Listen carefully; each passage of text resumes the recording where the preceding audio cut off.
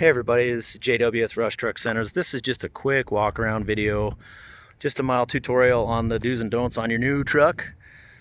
So if you have any questions, just reach out to me, 970-518-5520.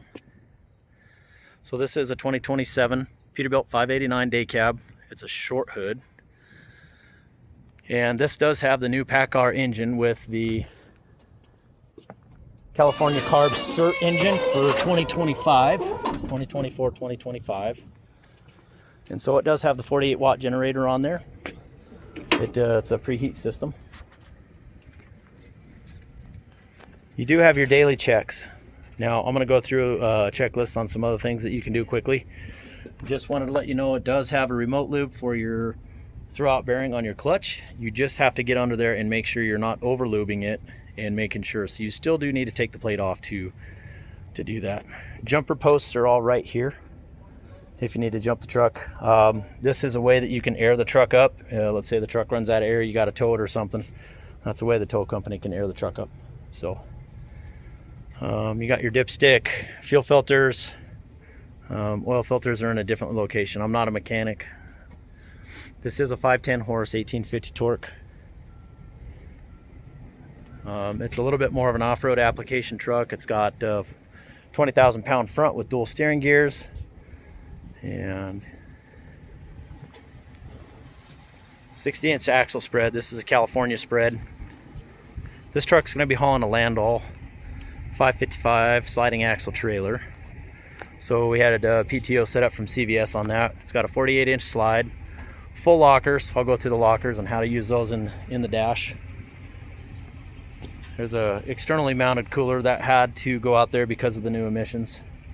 Your DEF tank, make sure you don't ever put fuel in there. And then this side you have an 80-gallon tank. The other side I think is a 65-gallon tank. Now this truck does have air and electric to the back, and then for trailer applications, and then we also put a receiver hitch back here for you guys. This is a split tank. What that means is your hydraulic oil is over here. Fuel tank is over here. And then we did the Merit headache rack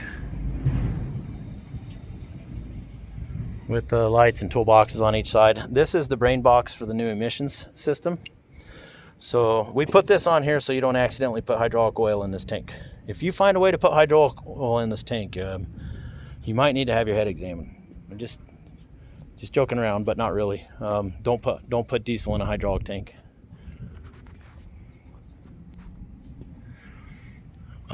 There's a light inside the truck that's going to activate all the other functions and lights, so you can do a walk around for your morning checks. This hood has what's called an anti-blowdown device, so when you open up the hood, this is going to stay up or stay down. That way the hood doesn't blow down on you in high winds. So in order to close the hood, you got to flip that lever forward. Then you can close your hood.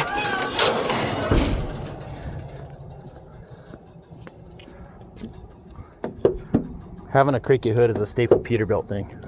No, the reason that squeaks is because there's springs in there to make the hood easier to pull over. There is a hitch out here, a pinned hitch, so you can pull yourself out of the mud if it gets stuck. Then under here is your block heater for cold weather if you need to plug it in. And then your air tanks, you can relieve pressure off your air tanks. If there's ice buildup on there, if you hear air leaking, check those. They might just be getting pulled by the ice. So now this is a battery disconnect switch. If the truck's going to be shut down for any extended period of time, make sure you shut the truck off, wait about 5 to 10 minutes, and then you can go ahead and shut the battery disconnect switch off to save batteries from, we call it lot rot. On the left side of the steering wheel, you have, these are for your headache rack lights. These are beacon lights. It's just a pre-wire that we put out on the back if you need them. This is for your fog lights. This is a daytime fog light cancellation. So since this truck has daytime running lights, you can cancel those. This is for your interior lights. This is for your vehicle check. So I'm going to go ahead and start the truck up. When you start the truck, you're going to wait, and you're going to hear a series of clicks on all the brakes. You might be able to hear it. And then you hear a popping sound. Once you kind of hear that popping sound, what that's doing is running a diagnostic on the ABS sensors. It says that there's a tire pressure monitor fault because I left the key on too long. So, okay, so real fast, when you're doing your morning checks, you pull this button right here, and then it's going to go into a systems check. So what you're going to see is over across the top, you're going to see a whole bunch of lights that fire up. And so as you walk around the truck, it's turning on your hazards, your brights, your top lights, your headache rack lights, your floodlights, everything else. It's also checking your coolant and everything else. So you can see it's gone through 9 of 13 different checks. Sorry, I had a little hiccup there. And it's going to keep cycling these lights until you turn it off. So now it's done 13 of 13 checks. You can see that the tire pressure monitor system has gone. The fault code has gone off on there. It's not reading the tires because it's not rolling. So sometimes you just got to go roll the truck. Okay, to turn that off, you just turn that off right there. And there you go. I'm going to turn on the AC. So real quick here, you have AC button here. If you want to do automatic temperature, you just hit the auto button, set your temperature where you want, and then you just set how you want it to blow, at which parts you want it to blow to. This here is your dimmer switch for your dash. Now just keep in mind when you put the truck in reverse, it's going to turn the radio volume down, it'll mute the radio, and it's also going to dim the dash. So that's not a fault or a problem, it's just going to dim the dash. Okay, so standard headlights. The switch is right here. This is your running lights. This is your front lights. So now you can see your lights are on. That's your top lights, not your daytime lights. Okay. Windshield washer, of course, is all right here. This is your blink. So let's say somebody's coming around you and you want to blink them in. That blinks your top light, so the guy knows that he's clear of his trailer or whatever. If you're an old school trucker, that's what you'll see. So these operations are all for your cruise control. These are markers, so you can mark different spots or different locations or different trips that you're going to. So you can see here that there's a trip marker there, and then so you can set those.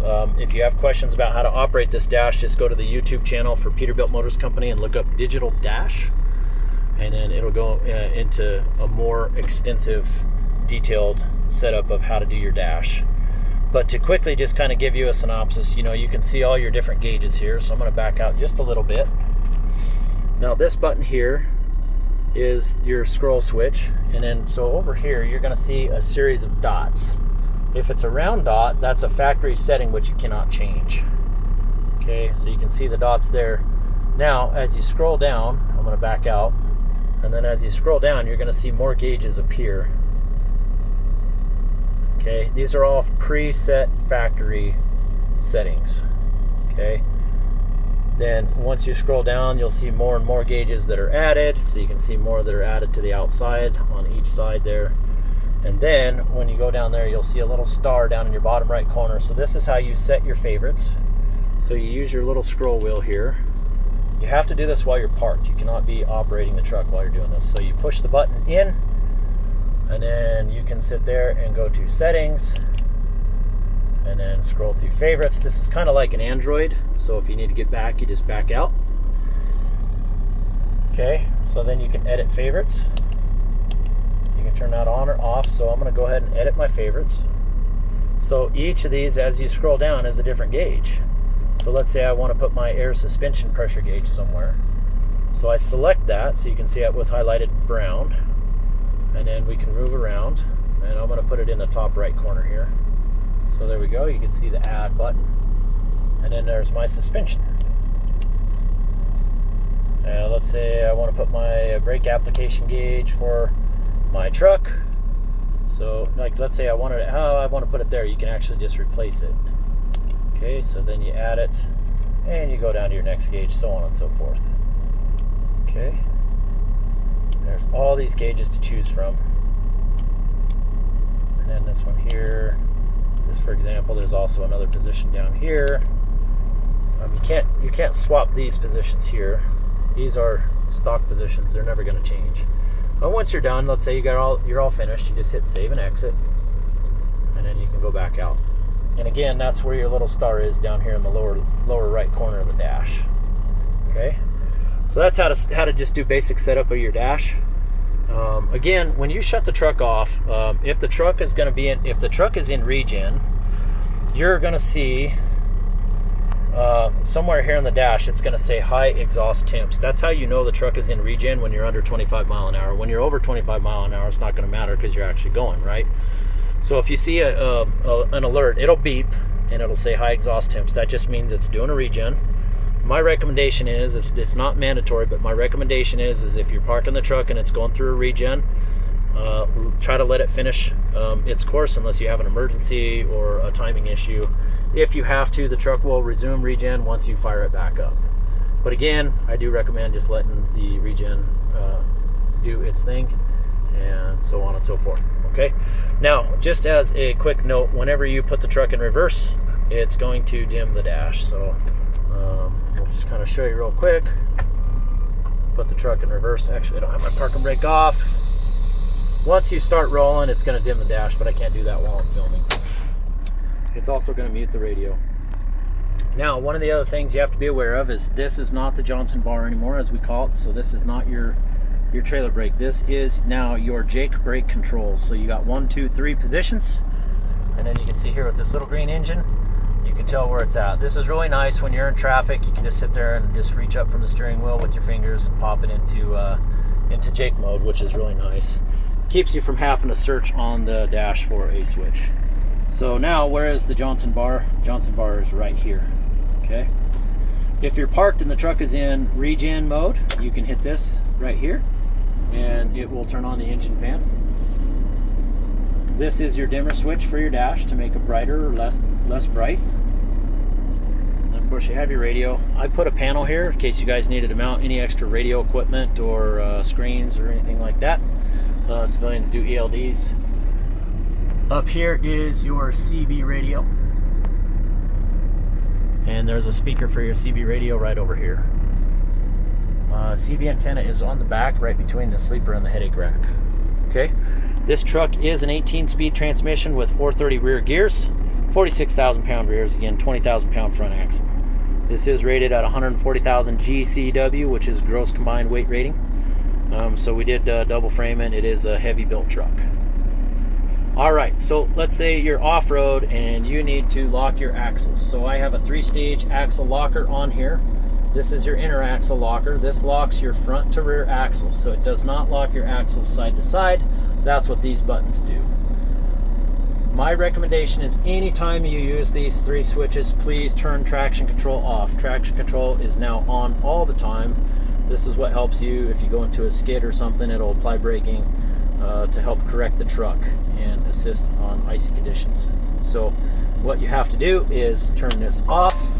You're going to hear a beep, and then you'll see this traction control light come off.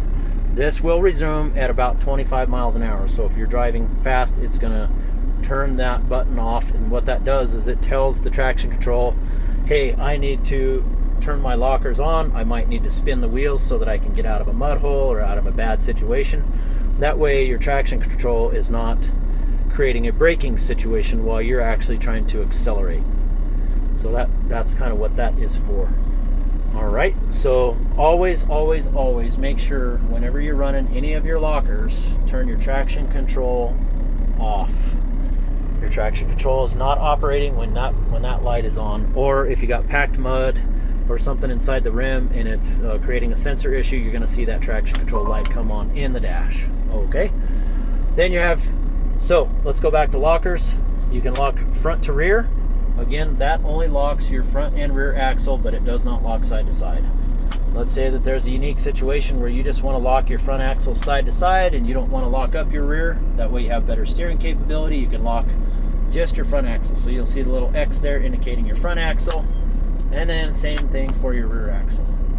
And let's say you're in a really bad spot and you just need to go straight. just remember, when you have all of these locked up, your steering is going to be greatly reduced. It might make that truck just go in a straight direction. Okay, so that's why we put 3 switches on here, so that you guys can get yourself out of awkward situations. This is an ABS off-road switch. This retards your braking system, so if you're coming down a hill and you actually want to lock your brakes up a little bit, it doesn't fully turn that off. It just retards it a little bit, so that it might do, like for every tire rotation, it might lock up, unlock the wheel, just like it'll keep the wheel locked up, but it's going to do it, it's going to allow that wheel to spin, but it's going to do it at a lot less frequency. Okay, trailer power, it's just a spare switch that I put on. Trailer tarp, in case you guys are ever running a tarp, you'd have to have that wired in. This is spare air switch, so that's not doing anything right now. This is your disable switch for regen. I always recommend, with the high exhaust temps of these trucks, please keep them out of tall grass. If they go into a regen, you could start a fire. So you got to be real careful with these new trucks, and parking under dry trees with the exhaust tip. You have 1100 degrees coming out in the exhaust tip while it's doing a regen. Okay, of course you have your service brakes to your truck and your trailer. Extra plug-ins down here, cup holders. It is an air ride passenger seat and driver seat, air ride cab, air ride suspension. So this is a good riding truck. PTO, this is turn on your PTO switch for your Landau. You do need to operate your clutch, so please keep that in mind.